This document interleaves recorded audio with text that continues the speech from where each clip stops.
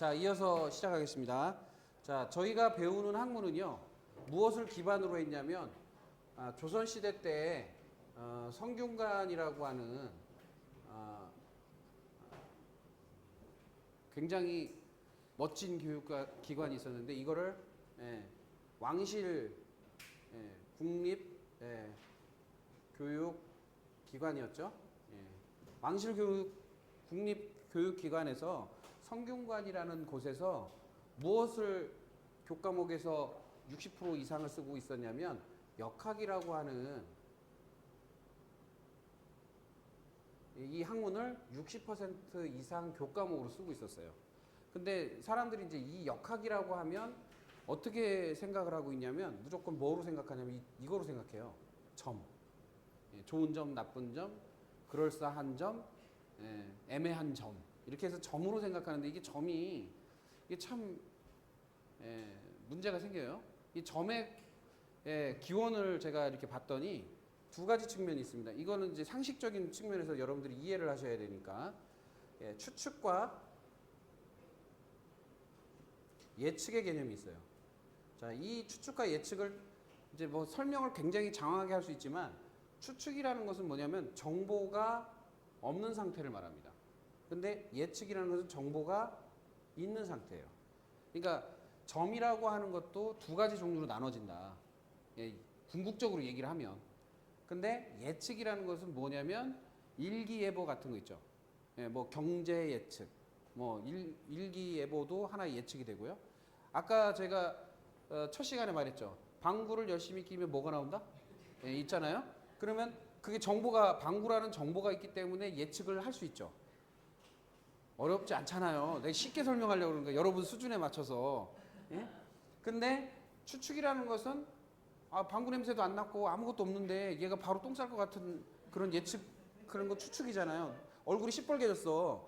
막 화가 나서 얼굴이 시뻘개졌는지 아니면 다른 이유인지 모르는데 얼굴 빨개졌다고 야, 너 똥 마렵지? 가봐. 이렇게 할 수는 없잖아요. 이게 정보가 미약한 상태에서 하는 말이 추측성 발언이죠. 그래서 예를 들면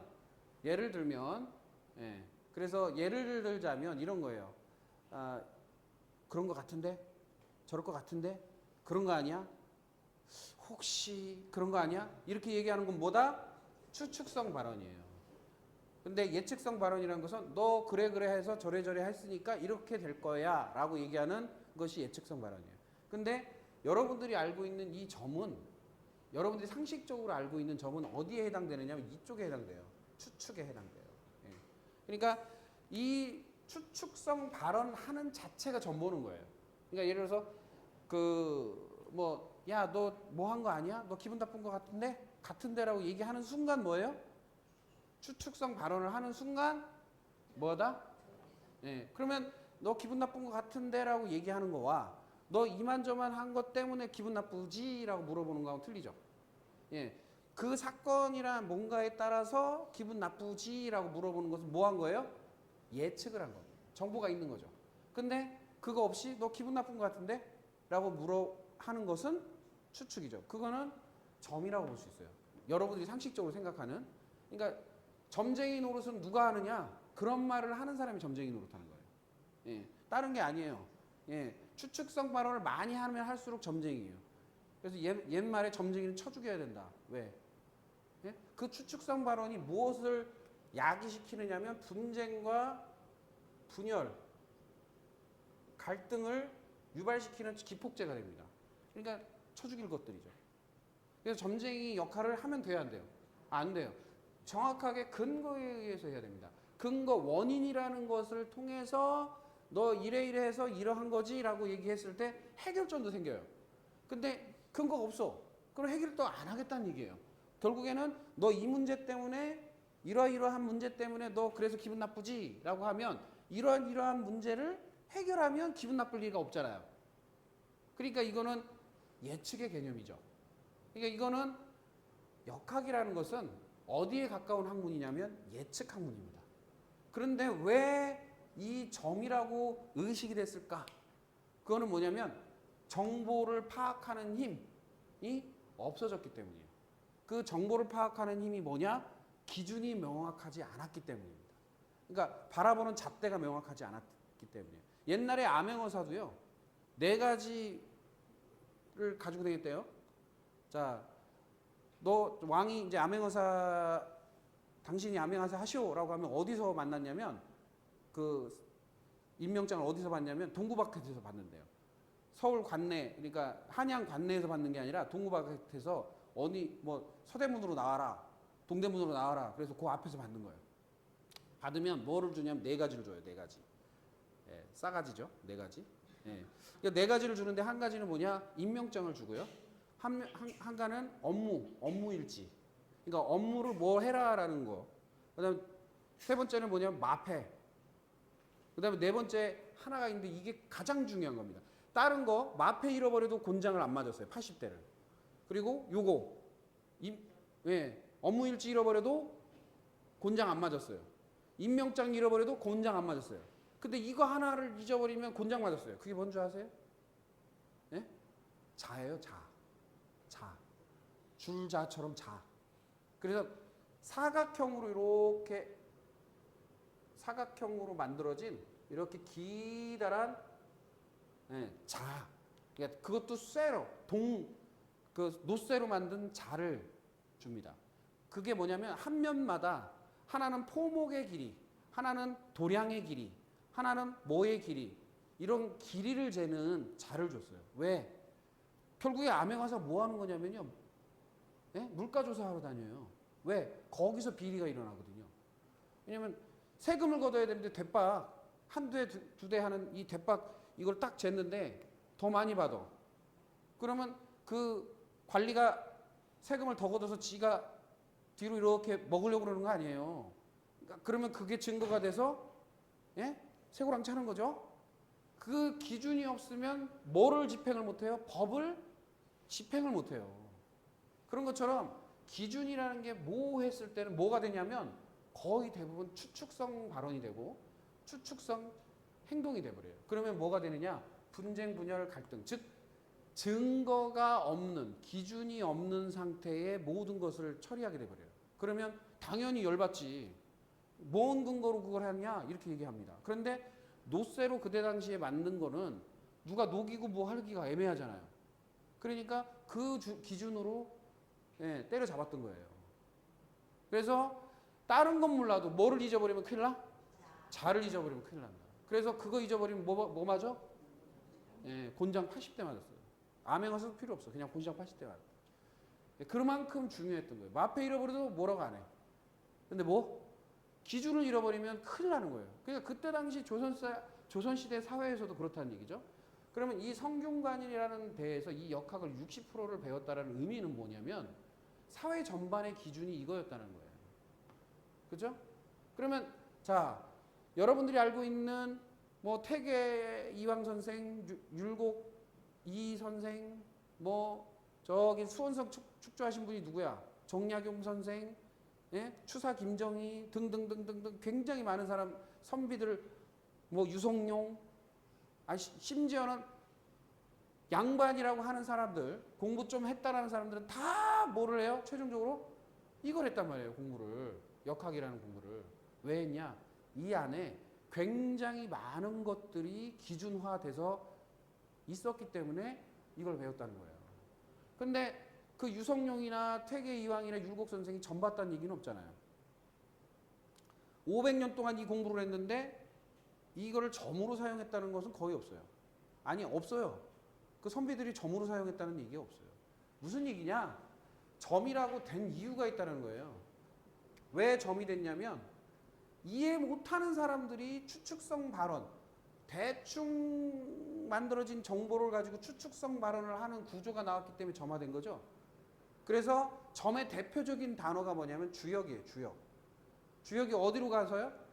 중국으로 가서 주역이 돼버리고, 추명학이라고 하는 것이 생겼는데 이거는 일본으로 가서 추명학이 돼버립니다.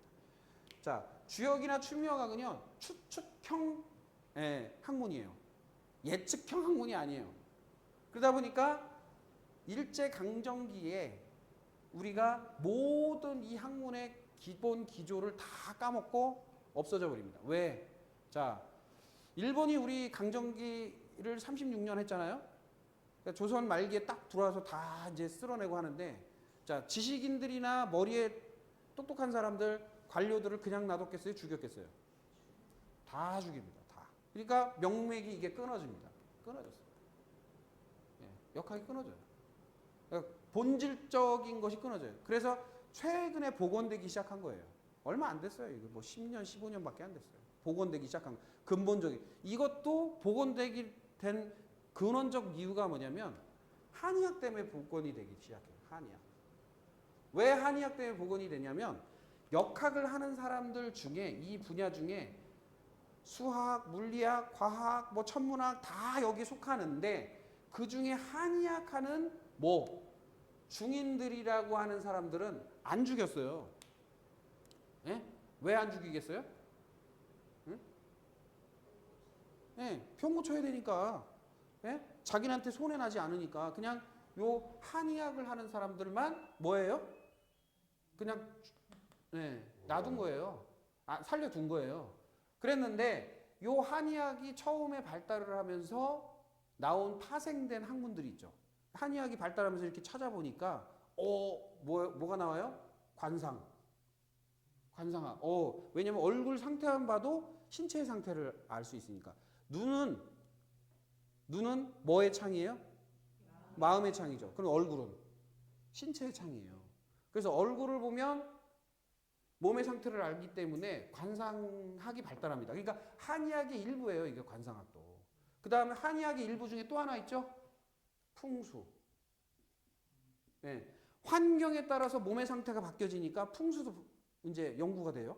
그래서 차근차근 나오기 시작합니다. 그러니까 한의학이 자리 잡고 있다가 좀 있다가 뭐가 나와요? 관상학이 나오고 관상학이 조금 자리 잡고 있다가 풍수가 뜨고 예. 그런 식으로 이제 이게 발전을 한 거예요. 그런데 여러분들은 관상이나 풍수를 이상한 쪽으로 바라보면 안 됩니다. 왜냐하면 관상이라는 말, 자, 생긴 대로 논다. 들어보셨어요? 왜? 왜 생긴 대로 놀아요? 그렇게 생겨먹은 사람이 그런 짓을 해. 예, 느껴본 분 많죠? 예? 아니, 안 그래, 그래요. 그렇게 생긴 사람이 그렇게 하잖아. 예, 그거는 오래 살수록 알아요. 자, 그 다음에 풍수도 마찬가지입니다. 응? 풍수가 왜 그래요? 응? 풍수. 풍수라는 것은 무슨 의미예요? 환경의 의미죠. 습한 곳에 사는지, 뜨거운 곳에 사는지, 또는 차가운 곳에 사는지에 따라서 나의 몸의 상태가 달라진다. 그리고 바람 부는데 바람 불지 않는데 따라서 나의 몸의 상태가 달라진다라는 개념이 있기 때문에 풍수가 또 발달합니다. 그러면 여러분들이 한번 생각해 보세요. 건강이라는 것은 요 관상은 뭐를 나타내는 거냐면 마음 심보예요, 심보. 심보를 어떻게 쓰느냐. 결국에 무슨 얘기예요?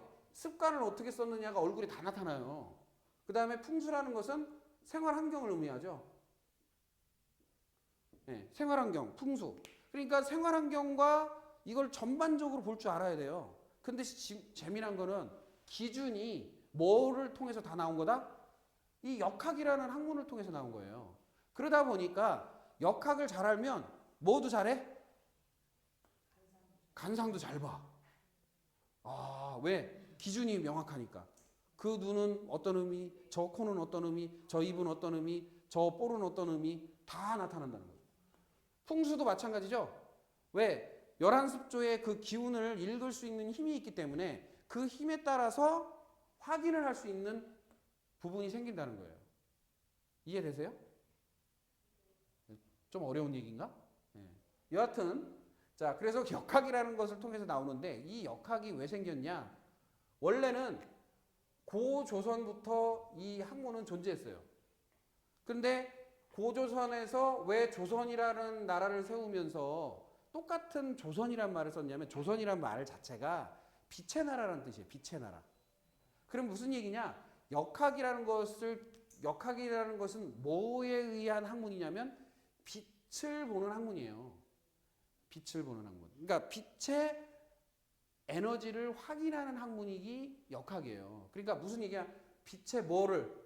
농도의 차를 확인하는 학문이 역학의 개념이에요. 정확하게 말하면. 그래서 여러분들이 받고 태어난 농도가 역학의 농도가 얼마나 되는지에 따라서 완전히 다르다. 그래서 역학의 농도를 역학을 통해서 나의 농도, 나의 빛의 농도를 찾으면 이게 밝은지 아니면 어두운지 뭐 중간에 있는지 어떠한 상태인지를 확인할 수 있다는 거예요. 그걸 기준으로 해서 모든 자연물하고 빗대어서 음식 조절, 환경 조절, 인간관계 조절을 통해서 병을 고치던 게 이 학문의 핵심이에요. 근데 제가 보는 관점에서 뭐냐면 한의학적 관점으로 너무 접근해버리면 지금 사회는요, 원래는 진단이라고 하는 것을 역학을 통해서 한 다음에 그 사람의 섭생 상태라고 하는 습관 상태를 보고 나서 질병이 나타난 것을 치료를 했어야 되는데 지금은 어때요? 병증 치료를 한단 말이에요. 한의학도. 그게 문제가 생긴 거죠. 그러니까 뭐냐면 아무데나 막 침 꽂아. 그냥 자리만 외워서 그냥 침 꽂고 그냥 감기 들렸다 그러면 탕제 그거에 맞는 탕제 확 줘버립니다. 근데 100% 낫느냐 이거죠. 어떤 사람은 건조해서 병이 생길 수도 있고 어떤 사람은 습해서 병이 생길 수도 있고 차가워서 열이 나서 각자 다른데 약은 하나로 준단 말이에요. 침을 똑같은 방법으로 찔러요. 그러면 문제가 생긴다는 거예요. 예, 그런 것을 기준을 잡는 것이 이거였어요. 그러니까 한마디로 말해서 처음에 제가 말씀드린 것이 뭐냐면 역학은 진단학의 개념이에요. 진단학. 진단의 개념. 자, 서양의학은 진단을 뭐로 해요? 혈액 검사하고 MRI, CT, 초음파, 뭐 엑스레이 막 이런 거 찍잖아요. 그러면 한의학은 뭐로 했어야 되는 거예요? 이 역학으로 그것을 대체했어야 돼요. 역학이라는 학문을 통해서 CT의 역할을 하고 MRI의 역할을 하고 이 역할을 했어야 되는데 그걸 다 잃어버렸어요. 저 동국대에서도 6개월밖에 안 가르친대요, 이거를. 그러니까 관심 있는 사람만 배우는 거예요. 왜? 그렇지 않아도 돈 버니까. 이거 공부 안 해도 그냥 오면 침 찔러주고 그냥 대충 해가지고 해도 돈 버니까. 물론 나름대로 제가 한의사님들을 무시하는 게 아니라 나름대로 치료 방법을 노하우를 연구는 해요. 그런데 뭐가 문제냐면 이 기술력이 떨어지는 게 아니에요. 기술력이. 기준의 진단이 떨어져요. 그러다 보니까 이거의 진단의 모호함 때문에 한의원에 뭐를 들여다놓기 시작해요? 기계를 들여다놓기 시작합니다. 혈액 검사 기계, 검사 기계, 초음파 검사. 그러니까 한의원에다가 그런 걸 들여놓으니까 서양의학 하는 사람들이 가만히 있어요? 못 쓰게 하려고 그러죠. 우리 영역이다 하고. 이런 충돌이 계속 지금 싸움을 하고 있는 거예요. 그 다음에 반대로 서양의학 하는 사람들은 독한 약물을 쓰다가 화학적인 걸 쓰다가 그것이 문제가 자꾸 생기고 부작용이 생기니까 아이고 이거 안 되겠네 하고선 캡슐에다가 뭐를 넣어요? 한약재와 똑같은 것을 농축해가지고 똑같은 처방을 넣어가지고 팔아먹기 시작해요. 그러니까 한방하는 사람들은 한의학 하는 사람들은 야 이거 우리 건데 왜 니들이 해? 여러분들 그 유명한 타미플루라는 거 들어보셨죠? 타미플루 들어보셨어요? 그 약이 뭐예요? 타미플루 감기약이죠. 그 무슨 신종플루에 대한 그거를 해결하는 감기약이죠. 그 약에 그 안에 들어있는 내용물이요 100% 한방 처방이에요. 감기 처방, 한방 감기 처방. 모르셨죠? 타미플루 별게 아니고 그 안에 한약재 들어있어요. 그러니까 분쟁을 해요. 계속. 근데 그걸 개발한 데가 어디예요? 중국이잖아. 거기서는 노 코멘트야. 왜? 거기는 원래 협진을 하고 있기 때문에 이렇게 쓰든 저렇게 쓰든 상관 안 해. 근데 우리나라에서 난리가 나죠. 그렇죠? 그런 것들이 자꾸 문제가 되는 거예요. 자, 자연물에서 뽑아내지 않은 것이 어디 있어요? 화학이든 화학적이지 않던 인위적이든 인위적이지 않던 간에 지구상 안에서 만들어진 거죠. 결국에는 지구 안에 있는 거지 우주에서 가져다가 쓰는 건 없잖아요. 그럼 결국에는 물질 안에서 뽑아서 쓰는 거란 말이에요. 그러면 물질 안에서 지구상의 물질이라고 하는 것에서 무엇을 뽑아서 우리 몸에 집어넣느냐 이거죠. 자, 몸이라고 하는 것은 아까 말한 대로 뭐의 기준? 빛의 기준에 의해서 몸이 형성이 돼 있어요. 그럼 농도라는 게 존재해요. 농도가 잘못되어지면 농도가 퇴색되거나 잘못되어지면 뭘로 보충을 해줘야 돼. 그 농도를 맞춰줘야 돼요. 그게 치료예요. 그래서 우리가 어디가 아플 때 뭘 먹으면 좋더라 하는 게 뭐냐면, 자, 봄에 태어난 것은 봄의 빛을 가지고 있어요. 그런데 내가 봄의 기운의 빛이 부족한 거야. 그래서 그 봄의 빛의 기운이 떨어졌어요. 그래서 기능이 점점 소갈이 돼. 좀 안 좋아져. 그러면 봄의 기운을 넣어줘서 보충하는 거예요. 그래서 병증을 회복시키는 겁니다. 그게 빛의 개념의 치료법이에요. 그런데 우리가 이제 엉뚱하게 생각하는 게 뭐냐면, 자, 태양빛이 딱 떨어지면요, 밝은 빛이죠? 그래서 모든 색깔을 구분해요. 광명한 빛이기 때문에. 쉽게 말하면. 근데 태양빛에서 프리즘을 딱 통과했을 때 7가지 색깔로 이렇게 나눠지는데, 그 중에 1%라도 파란색이 많으면 파란색으로 변해버려요, 전체가. 1%로 빨간색이 많으면 빨간색으로 변해요. 빨가스름해져요, 그냥. 그러면 자, 우리가 이 안경에다가 파란 코팅을 한 선글라스를 끼고 파란색을 보면 파란색이 보여요? 안 보입니다. 구분이 안 돼요. 그러니까 빛이 내가 중심이 잡아가지고 태양빛 같은 중심된 빛, 즉 균형이 맞는 빛, 7가지 색깔이 균형이 맞는 빛이 딱 내 몸에 적재가 되면 모든 것을 판단하고 보고 확인하는데 문제가 안 생겨요. 그런데 이게 다른 빛을 색안경 딱 끼는 순간 어떻게 돼요? 보이는 것만 보이고 안 보이는 건 안 보인단 말이에요. 그게 몸의 상태가 돼버리면 병이 났다 이렇게 얘기하는 겁니다. 그러니까 느끼는 건 느끼고 못 느끼는 못 느끼는 거예요. 자, 가끔 어머니들이 그런 얘기를 해요. 음식하다가 아우 입이 깔깔이요. 네, 입이 써. 왜 그래요? 감각이 죽은 거죠. 몸의 상태가 안 좋으니까 해당하는 감각이 죽으니까 그거에 따라서 문제가 생긴 거죠. 그러면 이 물질을 취해서 몸에다 집어넣는 게 뭐였어요? 옛날에는 탕약이라는 걸 썼어요. 탕약. 예. 왜냐하면 자연물에 있는 각종 약재를 혼합해서 그 기운을 가지고 있는, 왜? 빛을 받고 태어난 것들이잖아요. 그러니까 각종 약재라는 것은 빛의 농도를 가지고 있고 빛을 통해서 그 기운을 가지고 있는 것들이잖아요. 그거를 혼합해서 농도해서 농축해가지고 짜서 탕약을 만들어가지고 몸에 집어넣었단 말이에요. 근데 지금은 이 탕약을 대체할 수 있는 것들이 많이 나왔죠. 뭐냐면 옛날에는 추출 기술, 뽑아내고 정제하는 기술이 약했기 때문에 못했는데 지금은 나노 기술까지 있으니 얼마나 잘 뽑아내.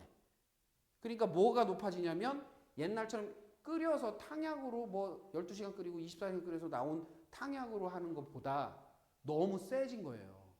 그래서 뭐가 세져요? 농도가 엄청나게 세져요. 기본이 1000ml잖아. 예? 1000mg 이런 거 하잖아요. 자, 비타민C 1000mg. 막 농도가 진하면 좋은 줄 알아. 자, 유럽 가보세요. 1000mg 비타민C 먹나? 안 먹어요. 응? 많이 먹어야 100g, 50g이지. 왜? 이게 많이 먹는다고 해서 좋은 게 아니에요. 적당해야지. 그렇죠? 그런데 이거를 우리 한국 사람 특히 그냥 진하면 좋은 줄 알고 그냥 진하면 좋은 줄 알고 그냥 국물 진하면 좋은 줄 알고 그냥 그냥 진하게 먹는 거예요. 진하게. 그러면 자, 몸에 나한테 맞는 농도로 먹었을 때는 도움이 됩니다. 분명히 도움이 돼요. 근데 안 맞는 농도, 안 맞는 물질을 농도를 강하게 먹는다고 한번 생각해 보세요. 어떻게 돼요? 몸이 그만큼 더 망가져요. 상하는 거예요. 그러니까 가끔 보면요, 제가 황당해요. 아니 오메가3 같은 거 막 비싼 거 있잖아요. 막 한 병에 막 몇십만 원씩 하는 걸 사 먹으면서 소화가 안 된대. 여기가 냉각돼가지고 소화가 안 된대. 그거 끊으세요. 그거 끊으면 소화되기 시작할 텐데. 아유, 그 비싼 거 좋은 건데 왜 안 먹니? 그러니까 몸 버려가면서 돈을 줘가면서 몸을 버려버려요. 그리고 그거 끊어놓으면 소화가 되더라고요 해요. 그랬더니 일주일 뒤에 만났는데 얼굴이 안 좋아. 그래서 왜 그러니까 그 아까워서 계속 먹고 있대. 끊으면 몸이 좋아지는 걸 알면서 뭐라고요? 아까워서, 돈 쓴 게 아까워서 그걸 먹고 있대. 이게 말이 되냐 이거죠. 정말 심각하게 이 농도를 못 맞추는 사람들이 많아요. 그러니까 진하다고 좋은 게 아니란 사실이에요. 나한테 맞으면 좋지. 안 맞으면 이거 낭패예요, 낭패. 그래서 그 농도를 잘 맞춰주면 기준이 잡혀요. 그러면 기준이 잡히면 회복을 합니다. 예. 왜? 몸이 평안하면 회복 단계로 가요. 몸이 불편하면 그것을 불편한 것을 해결하기 위해서 애를 쓰고 있기 때문에 다른 게 고쳐지지가 않아요. 예? 힘들어요, 힘들어. 그러니까 다시 말해서 역학이라는 것은 빛의 농도를 보는 학문이다라고 머릿속에 세팅을 하시면 돼요. 근데 그 빛의 농도가 어떤 식으로 빛의 농도를 보느냐는 이제부터 나오는 내용을 통해서 볼 수 있어요. 그런데 옛날 학자들은요, 이거를 너무 잘 알았기 때문에, 너무 기가 막히게 알았기 때문에, 그거를 실생활에 잘 적용해서 썼기 때문에 정말 많은 부분을 해결하고 살았거든요. 자, 고조선이나 조선에 이게 넘어올 때 제가 이 얘기를 하다가 넘어간 건데, 고조선이라는 말이 나와서 건국대에 무진년에 건국이 됐대요. 무진년에. 그럼 무진년이라는 말을 쓰는 것은 역학이 존재했다는 얘기거든요. 그럼 고조선 때부터 이 역학은 존재를 했어요. 그런데 이거를 언제 잃어버렸냐? 고조선 이후에 삼국시대나 고려시대 때는 별로 안 썼어요. 그랬다가 왜냐하면 다른 종교, 다른 문화로 이렇게 되다가 이게 너무 종교성 불교가 타락하면서 고려시대 때 완전히 왕조가 막 부패해버립니다. 그러니까 그때 돌아가자. 옛날로 해서 운동을 해가지고 뭐를 하냐면 조선이라는 것을 회복하자라고 해서 조선이라는 나라를 세우면서 빛의 나라를 다시 세운 거예요. 그래 놓고 최대 뭐가 되느냐면 엄청난 강국이 됩니다. 왜? 빛의 기준에 의해서 모든 것을 치리해버린 거예요. 나라를 다스린 거예요. 시시비비, 법, 모든 것을. 그래 버리니까 뭐가 제일 발달하냐면 실학이 발달합니다. 실학. 예. 실학. 여러분들이 알고 있는 해시계, 물시계, 치국이, 심지어는 대포 이런 것도 발달을 해요. 무기. 그래서 우리 흔히 말해서 뭐라 그래요? 조선 시대 때 가장 큰 전쟁이 뭐예요? 응? 임진왜란. 임진왜란 때 이순신 장군이 나왔던 영화 있죠? 뭐예요? 요즘 최근에 봤잖아. 명랑. 보셨어요? 그 명랑에 보면 명랑해전을 할 때 일본 수군이 엄청나게 오는데 서양에서 받아온 뭐를 쏴요? 조총이라는 총을 쏴요. 근데 신비롭게도 그 배에는 대포가 없어요. 영화를 자세히 보면. 근데 그때 당시에 조선 수군은 뭐를 가지고 있어요? 대포를 가지고 있어요. 대포를 쐈단 말이에요. 그러면 그렇게 대단한 화기를 언제부터 가지고 있었냐면 임진왜란 터지기 200년 전부터 대포를 운영하던 데예요. 그러니까 얼마나 지금으로 말하면 미국과 같은 군사력을 가지고 있었던 나라예요. 그러니까 임진왜란 직전에 그 누구예요? 율곡 선생이 죽기 전에 야 10만 양병을 해야 돼. 어느 때가 되면 일본이 쳐들어올 거야. 쟤네들이 힘 있으면 이게 쳐들어올 거야. 그러니까 뭐라고 그러냐면 조종 신료들이 에이 설마 왜 우리가 엄청 센데 감히 다 정벌 해놨는데 다 우리 무서워서 못 올 거예요. 이렇게 한 거예요. 그랬는데 일본 정탐꾼들이 쭉 와서 진짜 있었던 일이에요. 예, 진짜 어떻게 조선 상태가 어떤가 했더니 군대가 없습니다. 그러는 거예요. 왜? 평화로운 시기를 너무 오랫동안 하니까 군대를 안 길러. 그냥 소위 말해서 그 동네에 치안을 담당하는 포졸이나 있을 뿐이지 군대가 거의 없었대요. 그러니까 어떻게 해요? 보고를 하죠. 군대가 없습니다. 야, 그거 믿을 수가 없다. 다시 조사해. 그래서 몇 차례를 뭐예요? 다시 정찰을 하고 정탐을 하고 나서 진짜 군대가 없냐? 그래서 쳐들어오기 시작한 거예요. 왜 그럴 정도였냐면 엄청나게 강국이었기 때문에 일본도 쳐들어가기 불편하죠. 왜? 두렵죠. 그래서 얘네들이 먼저 뭐라고 얘기했냐면 이해가 안 가죠? 자기들이 그 강국이고 힘이 셌으면 그런 말을 안 할 텐데 길만 열어주세요. 그러면 우리가 중국 치러 갑니다. 왜? 중국이 만만한 동네였거든. 일본 입장에서는. 조선은 무서운 동네고 어디가 무서워? 만만해? 중국이 길 열어주면 나 우리 중국 가서 전쟁할 거니까 길만 열어주세요. 이렇게 한 거예요. 왜? 조선 건드리고 싶지 않은 거예요. 왜? 건드렸다가 뒤지고도 터질 수 있으니까. 그래서 그런 전쟁을 치렀던 거예요. 그리고 얼마나 전략이 뛰어나고 병법이나 이런 게 뛰어났으면 이 병법의 대가들, 역학을 배운 병법의 대가들이 되게 많아요. 싸움의 달인들. 그 중에 대표적인 사람이 제갈량한이에요. 공자. 어? 이런 사람들이 다 이거 한 사람들. 어? 그러니까 이순신 장군도 이거 공부했겠어요? 안 했겠어요? 한 번도 진 적이 없어요. 한 번도 진 적이 없다. 정확하게 이걸 사용해서 전략을 다 짰어요. 자연물을 이용하고 어떤 적장의 심리를 파악하고 한 번도 진 적이 없어요. 네? 100점 100승이야. 없어. 진 적이 없어요. 역사상에 없어요. 그러니까 굉장히 대단한 어떠한 저력을 가지고 있는데도 그걸 다 잃어버렸던 거예요. 자, 우리가 지금까지 제가요 테스트를 해본 결과 음식 조절이라고 하는 이 역학을 통해서 음식 조절을 정확하게 맞추는 분들은요, 정확하게 조율해서 맞추는 분들이 몸이 안 좋아진 사람이 거의 없어요. 안 좋아한 케이스는 뭐냐면 자기가 안 한 거야. 안 한 거나 아니면 딴짓 하거나 안 믿거나 뭐 이상한 짓 한 거 외에 본인이 정확하게 한 사람들은 다 몸 좋아졌어요. 왜 그럴까요? 그거는 본인이 못 믿기 때문이지 실제로 안 이루어지는 건 아니다. 근거가 있다라는 말씀을 드리는 거예요. 그래서 조선이라고 하는 시대에 가장 발달해서 그 기준에 의해서 우리가 굉장히 학문도 발달하고 철학도 발달하고 의학도 발달하고 실학이 발달했는데 이걸 이어받지 못하게 되는 중요한 케이스가 일제강점기 그 시간 동안 다 죽은 거예요. 다 물갈이 됐습니다. 그리고 뭐에 문물이 젖어드냐면 자, 우리는 일본이요 우리나라를 쳐들어와서 뭐까지 바꿔놨냐면 이름까지 바꿔놓을 정도로 문화를 다 말살했어요. 그러니까 뭐 문물이 다 들어온 거예요? 일본 문화가 다 들어온 겁니다. 그래서 우리나라 문화는요 지금 혼합이 되어 있는데 그 중에 많은 부분을 차지하고 있는 문화가 일본과 미국의 문화예요. 그러니까 우리 고유한 문화는요 아마 30-40%밖에 남아있지 않은 상태라고 봐도 돼요. 나머지 30%는 일본 문화, 30%는 미국 문화입니다. 그래서 우리 보면 일본 말에도 일본 말이 섞여 나오고요, 영어가 섞여 나오죠. 그게 섞인 거예요. 문화는 고유하게 우리 문화를 지켰다면 그 말이 섞일 리가 없거든요. 그렇죠?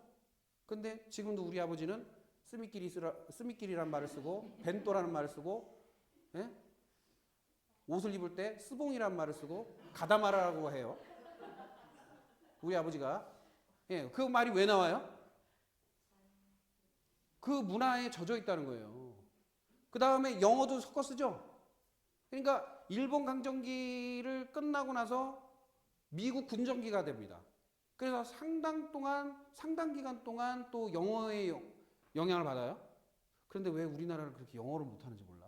여하튼 그런데 하여튼 영향을 받아서 그렇게 세팅이 된 거예요. 그냥 영어는 내가 볼 때 일본말은 잘하는데 영어 못하는 이유는 어설프게 세팅됐어. 예, 그래서 이제 그런 문물들이 섞여 있는 거예요. 그러니까 100% 조선시대 때 것을 계승한 거는 아니라라는 생각이 들더라고요. 그리고 여러 가지 측면을 봤을 때 그러면 이 학문은 그러면 어디서부터 왔는가를 한번 보자는 거죠. 그러면 첫 페이지에 보시면 태극이란 말이 나옵니다.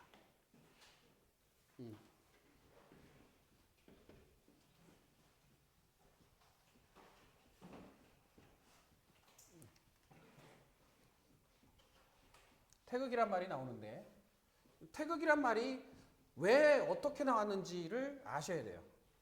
이 태극이라는 것은 전형적인 역학 학문이라는 곳에서 나온 거예요. 학문에서 나온 첫 말입니다. 거기 보면 태극, 태허, 무극이라는 말이 나옵니다. 자, 태극이라는 것은 끝이 없다라는 말이에요. 끝이 없다. 왜냐하면 이 큰 대자와 클 태자는 점 하나 차이죠. 점 하나 차이예요.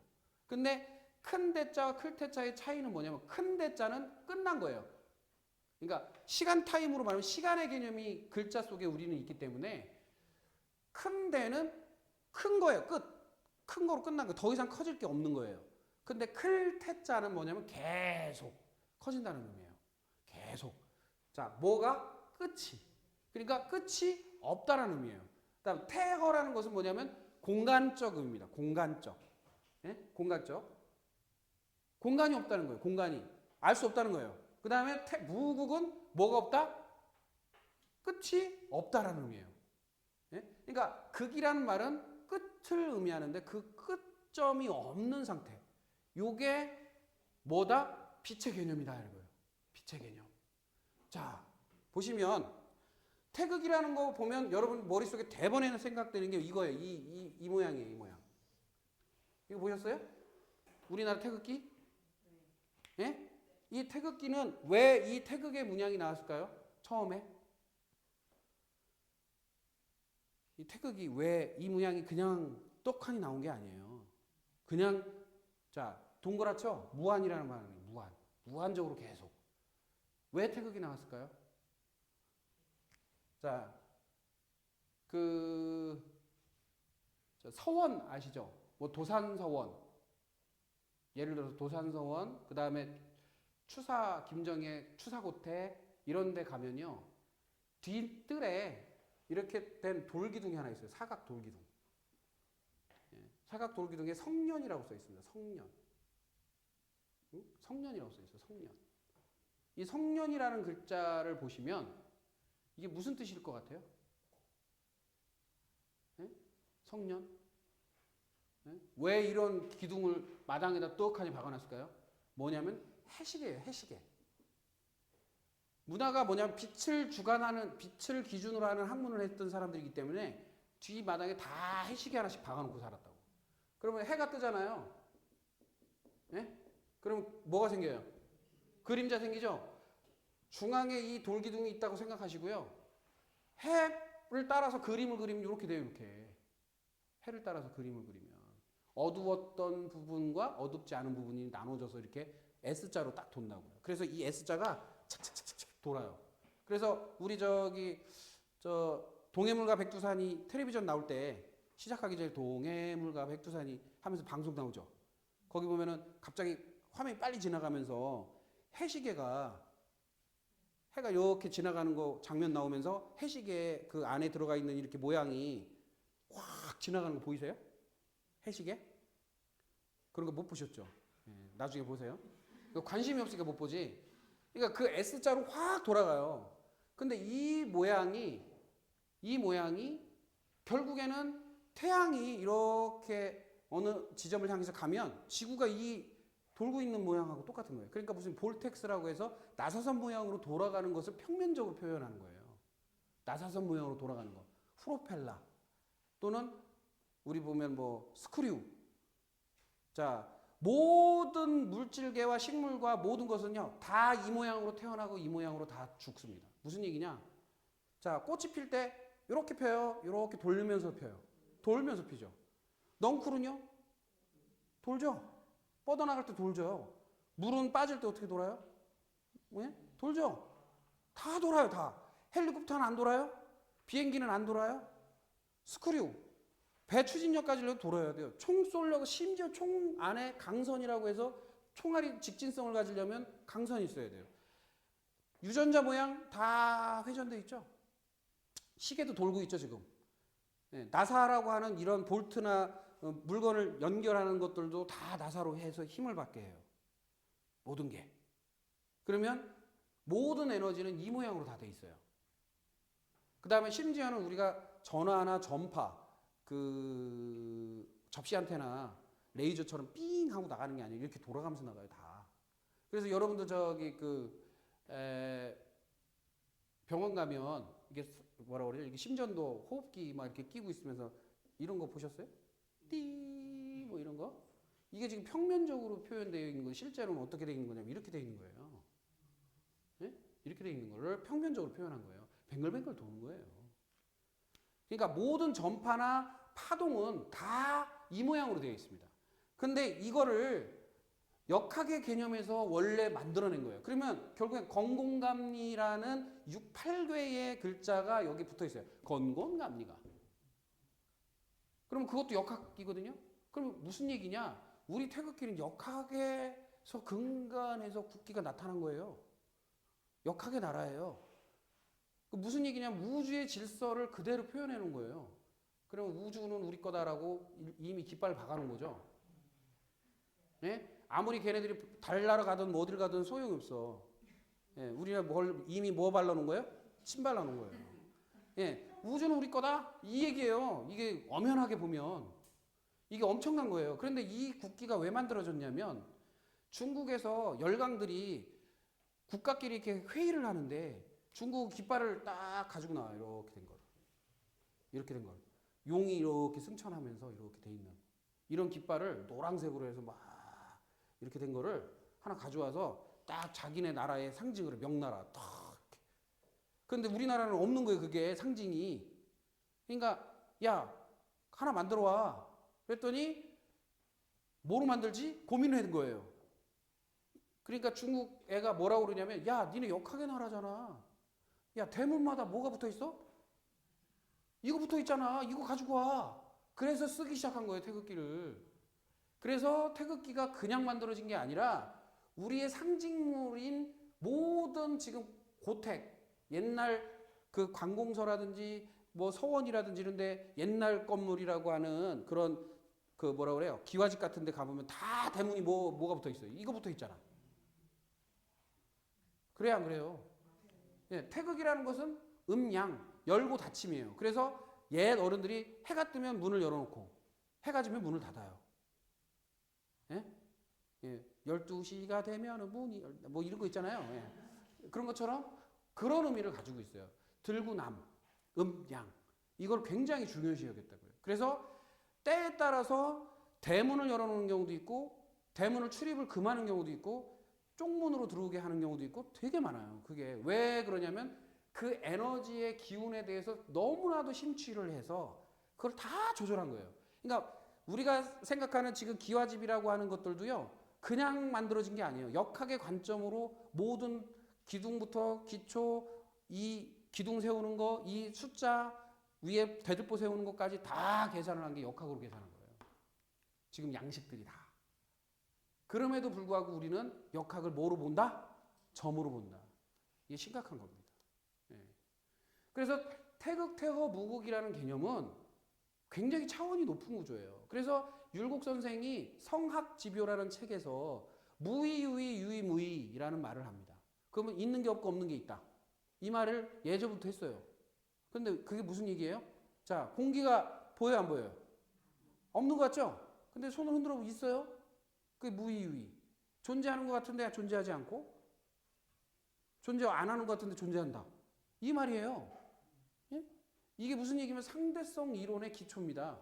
그럼 아인슈타인이 발견하기 전에 우리는 500년 전에 율곡 선생이 상대성 이론 가지고 놀았어요. 그리고 500년 전에 뭘 계산했냐면 지구 공전주기로 계산합니다. 공전주기. 1년 365일 몇 시간 몇 초까지 계산해요. 몇 초까지. 조선시대 때 천문학자들이 지금 나사에서 인공위성 띄워놓고 컴퓨터로 계산한 거랑 얼마 차이 나요? 1초 차이 나요. 뭐로 계산했다? 역학으로 계산해요. 그러면 엄청난 거예요. 소수점 0.00001짜리까지도 다 계산을 했던 민족인데 완전 다 잃어버렸어요. 깡통됐어요. 기가 막힌 거죠. 예. 그래서 잘못 사용한 거예요. 잘못. 그렇게 잘못 사용하도록 해외 문물, 즉 특히나 일본에서 변색을 시켜놨어요. 특히나 학문도 왜곡만 한 게 아니죠. 역사도 왜곡시켜놨죠. 엄청나게 많은 역사를 왜곡시켜놓습니다. 그 사실이 드러나요. 지금 다. 근데 유네스코에서는 뭐라고 그래요? 인류의 기원은 한국이다 이렇게 얘기합니다. 왜? 유네스코라는 세계문화유산을 관장하는 곳에서 모든 것을 조사해봤는데 한국이 근원지네? 인류의 근원지래요. 그런데 그 유네스코에 한국 학자는 한 명도 없다는 사실이에요. 근데 야 니네가 인류의 근원이야. 언어도 니네 한국말에서 나왔어. 모든 문자도 한국말에서 나온 거야. 라고 얘기를 해도 누가 안 믿어요? 한국 사람이 안 믿어. 한국 사람이 안 믿어. 이제 심각합니다. 아니 외국 사람들은 다 이구동성으로 니네 거야 라고 하는데 뭐라고 그래요? 한국 사람 말입니다. 자, 중국의 시진핑 주석 이전에 유명했던 마오쩌둥이라든지 그런 사람들이 뭐라고 얘기를 하냐면요. 한문이 누구 거라고 그래요? 한문이 중국 거가 아니에요. 한문이 한국 거야, 한국 거. 야, 니네 문자잖아. 이렇게 얘기합니다. 걔네 학자들이. 지금 중국에서는 어떻게 배우느냐면 한문은 누구 거? 한국에서 온 문자라고 얘기해요. 그런데도 우리는 자각을 못해. 아니라고 그래요. 중국에서 온 글자라고. 왜? 우리의 자존감을 눌러놓기 위해서 역사를 엄청나게 왜곡시켜놨습니다. 예. 한글이 먼저예요? 한문이 먼저예요? 한글이 먼저예요. 한글이 먼저 있었고 그 한글이 어려우니까 그것을 풀이한 게 한문이에요. 풀이해서 그림으로 그려주던 게 한문이 된 거예요. 근데 그걸 몰라요. 옛날 고조선 이전의 역사에 나오는 벽화들을 보면 제일 많이 나오는 게 뭐냐면 동그라미, 세모, 네모예요. 동그라미, 네모, 세모. 이 글자가 많이 나옵니다. 자, 나랄말싸 및 중국에 따라 하는 훈민정에 보면 동그라미, 네모, 세모가 등장을 해요. 예, 검정색 들어가고 구멍 색깔 안 칠한 거 이렇게 있어서 그렇지 동그라미, 네모, 세모가 있었어요. 지금은 뭐만 살아남아 있어요? 요거만 살아남아 있고 요거는 죽었죠. 죽은 게 아니라 자, 동그라미는요. 이응, 희응. 그쵸? 미음, 피읍, 비읍 다 나타나죠? 그 다음에 치읓, 시읒 이게 다 여기서 나타난 거예요. 이걸 토대로 해서 역학적 관점을 대입해서 만든 글자가 한글이에요. 그래서 한글이 어디서 나왔냐면 역학에서 나온 거예요. 역학에서. 그래서 이 숫자적 개념이 다 들어가 있습니다. 이 한글은. 그래서 숫자적 개념이 들어가 있다 보니까 뭐하고 제일 매치가 잘 돼요? IT하고 매치가 잘 돼요. 그래서 우리나라가 가장 문자를 빨리 칠 수 있어요. 네? IT 최강국이 된 이유는 문자 때문이래요. 그건 외국인들이 하는 말이에요. 금방 치잖아요. 중국어 한번 저기 문자 치려고 해봐요. 난리 나요, 난리 나요. 자, 영어도요, 여러 번 쳐야 돼요. 우리는 딱 한 글자 많이 쳐야 3번 눌러야 돼요. 3번. 한 글자 많이 쳐야. 그쵸? 모음, 자음, 그 다음에 받침. 3번 누르면 한 글자가 나와요. 근데 내셔널 한번 쳐보세요. 몇 번을 쳐야 되나? 예? 한 문장을 만들거나 한 글자를 만들거나 모든 단어를 만들 때 우리나라가 제일 짧아요. 의미도 함축적으로 되어 있고 그 내용을 잘 전달이 되어 있어요. 그렇기 때문에 최고의 진보되어 있는 언어 패턴을 가지고 있고 수학적 관념이 들어가 있어요. 그래서 우리가 말을 하잖아요. 이렇게 말을 하잖아요. 말은 수학이에요, 수학. 우리는. 한국은 전형적인 수학 체계로 말을 합니다. 왜 그러냐면요. 자, 이응은 얼이라고 해요, 얼. 이걸 몸이라고 하고요. 이걸 맘이라고 합니다. 옛말로. 얼은 무슨 얘기냐면 정신을 의미해요. 이건 몸은 물질을 말해요. 이거는 시간을 말합니다. 정신, 즉 공간을 의미하는 거예요. 공간에 담으니까. 그래서 공간과 시간과 물질 개념으로 만든 글자 체계가 어디 있어요, 세상에? 예? 세상에 어디 있어요? 한번 찾아봐. 없어요. 거기다가 플러스 자, 예를 들어서 요 이응으로 시작되는 것은 뭐를 의미하는 게 가장 많다? 정신과 공간을 의미하는 글자들이 되게 많아요. 정신, 활력, 활동 할 때 이응이 붙은 것들은 다 뭐를 정신계. 자, 물질계, 몸 할 때 미음 들어가죠? 이해되세요? 그 다음에 시간 할 때 시읒 들어가죠? 그래서 우리가 보면 흔히 말해서 삶이라는 글자를 보면 이걸 해석을 해보세요. 이거 그대로. 시간이죠? 요거는 한 바퀴 돌린 거죠? 뭐를 돌린 거예요? 몸을 한 바퀴 돌렸는데 시간에 따라서 바깥으로 나간 것. 안으로 들어온 것, 나간 것. 음양. 바깥으로 뭐가 나가는 거예요? 내 몸을 움직여서 시간을 지나가는 것. 그게 뭐예요? 삶이라는 거예요. 응? 하고 대답하죠. 자, 응이라는 게 정신이죠. 하늘 위에 하늘 아래 다 알았다. 응, 깨달았다 이 뜻이에요. 알았어 할 때도 알 쓰잖아요. 알. 정신계를 이응으로 다 했단 말이에요. 그런데 이게 먼저지. 이거를 모르는 사람이 어디 있어요. 우리나라만 사람만 몰라. 자, 이게 플러스 마이너스로 나눠져요. 그래서 1, 2, 3, 그 다음에 이거 똑같이 나와서 4, 5, 6. 그래서 육진법. 예?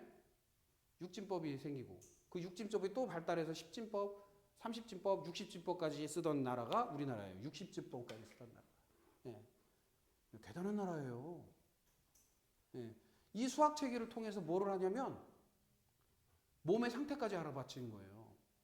그러니까 1번과 3번 우리 진맥하죠? 딱 진맥을 하면 1분에 몇 번을 뛰잖아요. 그 숫자가 몇 번이냐에 따라서 만약 131이다 그러면 131의 숫자에 맞는 장부가 문제가 있다 이렇게 본단 말이에요. 그게 진맥법이에요. 그거 모르셨죠? 진맥이 그냥 뭐 기운 뭐 툭툭툭 뛰는 것만 보는 게 아니라 숫자가 보인다고. 숫자가. 그 숫자에 따라서 코드예요. 암호예요. 암호처럼. 그러면 그 코드마다 무슨 장부의 신호가 계속 몸에서 흘러요. 전류처럼. 그러면 그 전류를 읽어내면 어느 장부가 안 좋다, 좋다가 나오는 거예요. 그거보다 더 중요한 게 뭐다? 이거는 더 깊이 들어가면 여러분들이 머리 터지니까 재밌는 내용인데 더 들어가면 더 재밌거든요. 근데 조금 자제를 하고. 그래서 빛의 개념이 이렇게 나왔는데 이 태극이라고 하는 무극이라는 개념은 이러한 개념이라면 자 그러면 이 속에서 음양이라는 게 존재하죠.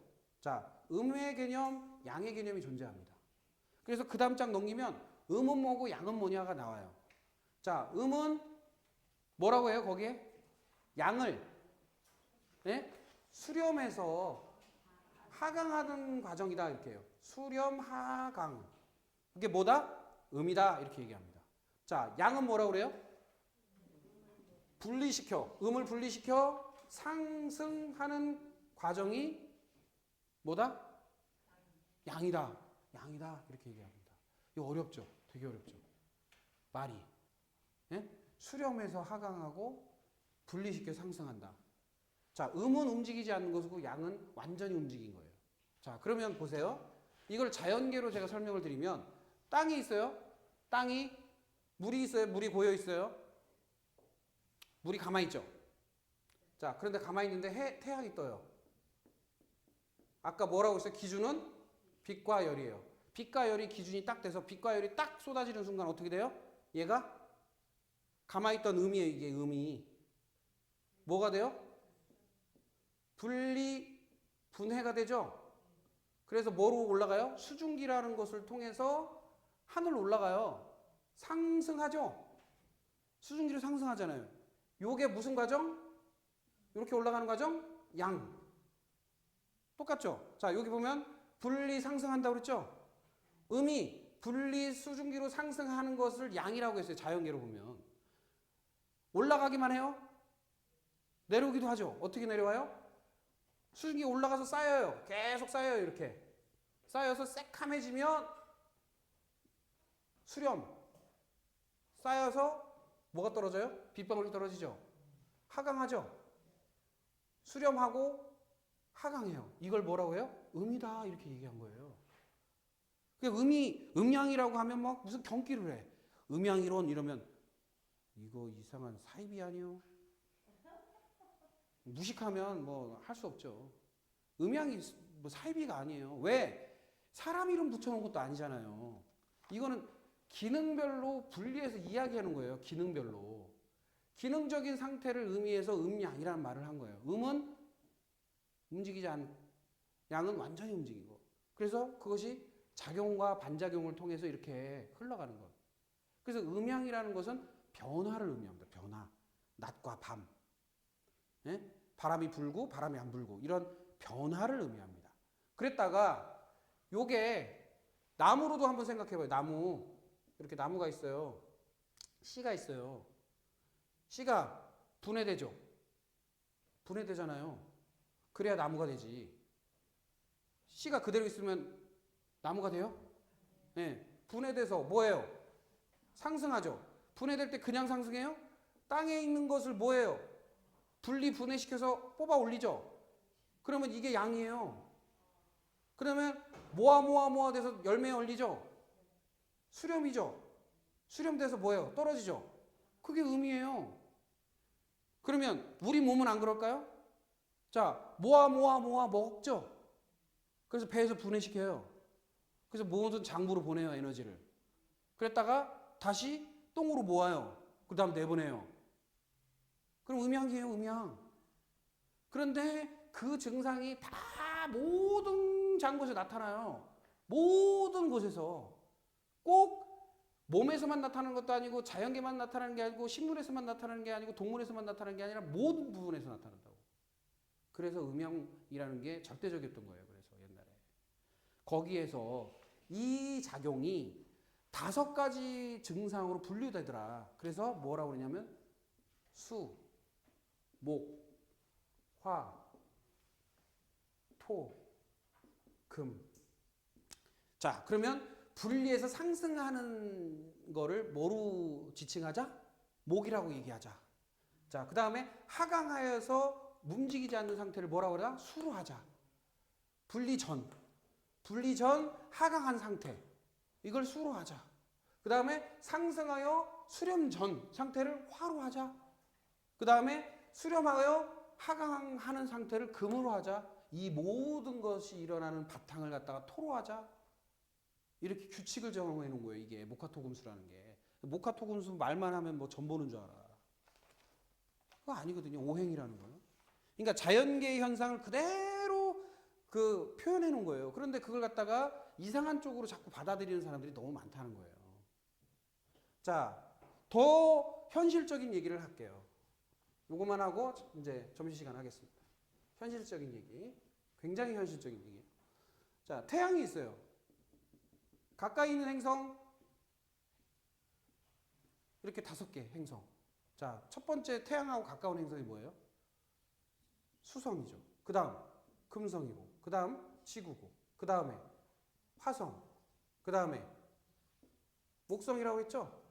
그러면 수, 금, 토, 화, 목 요거죠? 이게 왜 나타났어요? 자, 수라는 건 차가운 겁니다. 겨울을 상징해요. 수성이 나타나니까 뭐가 형성이 된 게 겨울이 있더라. 금성이 나타나니까 서늘함, 가을이 생성되더라. 그 다음에 화성이 나타나니까 뜨거운 여름이 되더라. 목성이 나타나니까 뭐가 되더라? 봄이 되더라 라고 한 거예요. 그러면 무슨 얘기냐? 서양은 머큐리, 비너스, 행성 이름을 신화의 이름으로 지었어요. 이게 신화의 이름입니까? 모카토금수가? 기능으로 지은 거예요. 기능. 역할. 기능으로. 자, 기능적 이름을 지어놓은 거예요. 그럼 우리나라 원래 이름은요, 기능적 이름으로 지어놓는 게 원래 근본이었어요. 그래서 그걸 잘 따라하고 있는 우리 후손이 있는데, 우리 저기 같은 맥락의 후손이 어디냐면, 저기 아메리카에 있는 인디언이에요. 나르는 쪽제비, 응? 기어다니는 곰, 이렇게 이름을 지어요. 왜? 그 형상 그대로. 사람 이름을. 응? 울부짖는 늑대. 이런 식으로 사람 이름을 지어요. 인디언들은. 무슨 얘기인지 아시겠어요? 그러면 기능으로 사람의 이름을 지었듯이 똑같이 모든 것을 기능으로 지었어요. 이게 더 정상이에요? 이게 사이비적? 이게 아니죠. 오히려 비너스, 머큐리 뭐 이런 신화적 이름으로 지어놓는 게 더 사이비적인 거지. 이게 과학적인 거 아니에요? 차갑다, 서늘하다, 뜨겁다, 따뜻하다 이렇게 지어놓은 거예요. 그런데 우리는 뭐라고 생각하냐면 이거를 이상하게 생각해요. 이상하게. 아주 심각합니다. 그래 놓고 이게 또한 모카토금수가 음양으로 분리되기 때문에 그래 갑을 병정 좀 이따가 이제 설명 들어야겠지만 무기 예, 경신 예. 이렇게 해서 양의 상태, 음의 상태를 분리해서 코드화해 놨어요.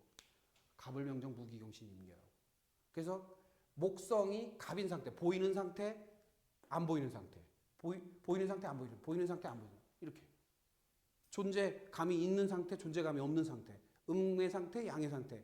자, 음의 상태와 양의 상태를 어떻게 구분하냐면 보이는 상태와 안 보이는 상태는요. 우리가 우리 창문에 보면 깜깜한 밤에 실내에다 불을 켜놓으면 바깥에 보여요, 안 보여요? 내가 빛을 보내는 쪽에서는 어두운 쪽이 보이지 않습니다. 근데 반대로 낮에 바깥에가 빛이 들어오면 실내가 안 보여요. 빛을 보내는 쪽이 아니니까. 이해되세요? 그러면 그게 보이는 쪽이냐, 받는 쪽이냐, 보내는 쪽이냐에 따라서 음양이 바뀐단 말이에요. 그 바뀌는 것조차도 코드화해서 청간글자라고 하는 갑을병정 무기경신임계가 탄생한 거예요. 그런데 그걸 가지고 갑을병정 무기경신임계만 불러도 그냥 뭐라 그래요? 전보냐 이러죠. 말도 안 되는 소리죠. 그러니까 심각합니다. 심각해. 그러니까 명리학이라고 불리우고 또는 역학이라고 불리우는 것들이 다 왜곡돼 있어요. 지금 95% 이상이 잘못 배우고 있어요. 굉장히 잘못 배우고 있어요. 이게 전 보는 거 아닙니다. 굉장히 전 보는 쪽으로 가면 갈수록 이건 문제가 심각해지는 거예요. 과학적으로 배우셔야 실생활에 적용해서요. 완전하게 새로운 모양으로 바꿀 수가 있어요. 그리고 여러분 생활에 도움이 되고. 아시겠죠? 예. 잠깐 이제 식사 시간을 1시간 정도 하고 다시 시작하도록 하겠습니다. 예. 늦게 시작해서 1시간 딱 하고 이제 마무리한 거예요. 예. 예. 잠깐 점심시간 하세요. 네.